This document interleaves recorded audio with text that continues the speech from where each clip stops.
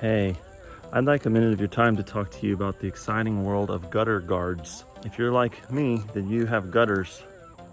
You might have gutters and they're gonna get leaves and stuff in them, and you're gonna wanna know if you can get rid of the leaves out of your gutters and protect them from life, nature, and all sorts of things. So please stick with me through this video to find out my take on your gutter guard options, some of your gutter guard options.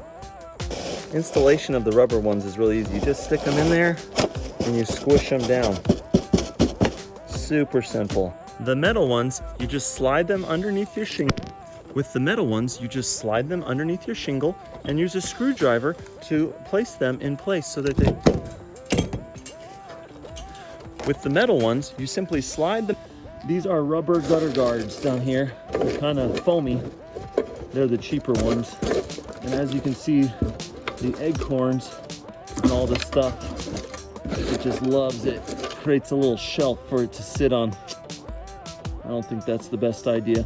Let me show you what the metal ones look like, and we can kind of compare the differences.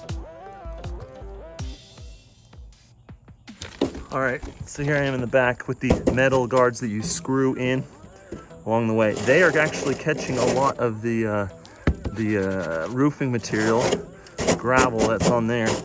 And this is the extent of the pine needles in the back. I'd say it's probably a pretty fair comparison.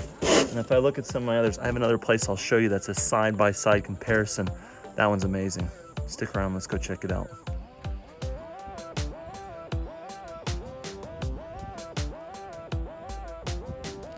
Another option, it could be no gutter guards or guttering, and it would look kind of like this. All right, here you can see it's catching stuff, right? It's catching stuff right here on this little ledge. You see? And I feel like when you do this, when you shake it in there, I feel like stuff's gonna get through there and get in there, which is not the point.